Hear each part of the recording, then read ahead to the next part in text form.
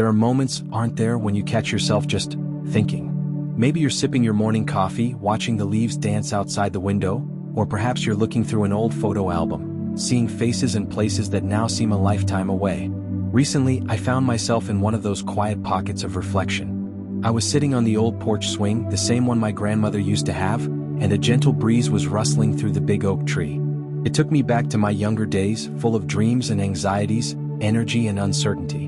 I remember feeling like I had all the time in the world, yet also feeling an immense pressure to figure everything out right now. And in that moment, a question popped into my head. If I could lean back through time just for a moment, what are the most crucial lessons I'd tell my younger self about navigating life and finding true happiness? What would I whisper, knowing what I know now, to ease some of those worries and guide that eager, often confused spirit? Well, the list started to grow, but a few core truths really shone through.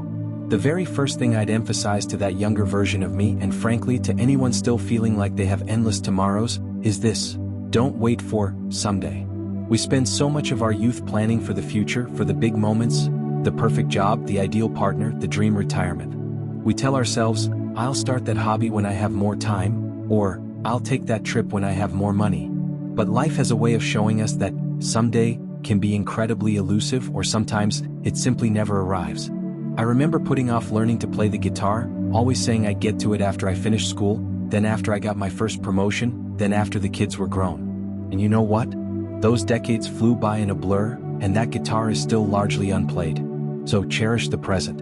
If there's something you genuinely want to do, a skill to learn, a person to connect with, don't wait for an imagined perfect moment. Make time for it now. The joy is in the journey, not just the destination. This brings me to another vital point, something I wish I'd understood with more clarity.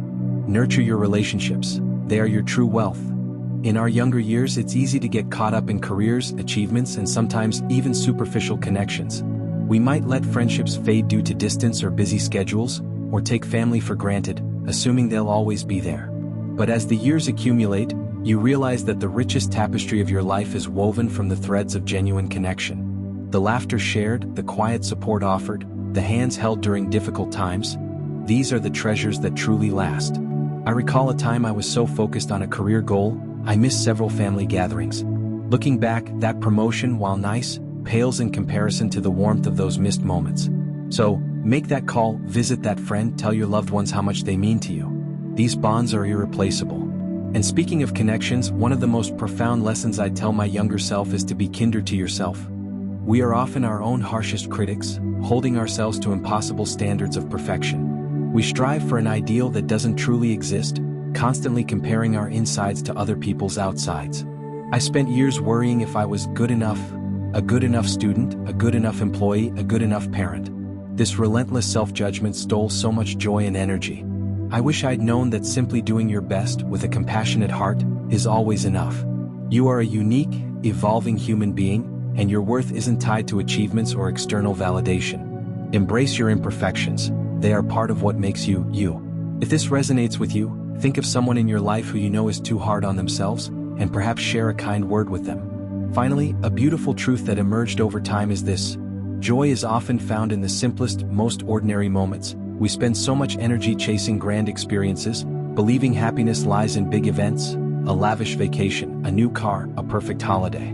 But the real, deep contentment often comes from the quiet beauty of everyday life. The warmth of a sunrise, the taste of a home-cooked meal, the laughter of children, a heartfelt conversation with a friend, or even just the comfort of your favorite armchair and a good book. I used to rush through these small moments, eager for the next big thing. Now, I try to savor them, to be truly present. These everyday blessings are what fill our lives with color and meaning, if only we open our eyes and hearts to see them. So, if I could sit that young person down, full of hopes and fears, these are some of the most important lessons I'd tell my younger self. It's about living now, loving deeply, accepting yourself, and finding beauty in the everyday. It's a journey, not a race. And the most wonderful thing is, it's a journey we're all on together, constantly learning and growing. I truly hope some of these reflections have resonated with you today. Take a moment to think about what you might tell your younger self. What wisdom have the years brought you? Please share your thoughts in the comments below. I'd love to hear them. And if this conversation felt like a warm chat with a friend, please give this video a thumbs up, subscribe for more heartfelt reflections, and perhaps share it with someone you care about. Until next time, take good care and keep living your beautiful, imperfect, extraordinary life.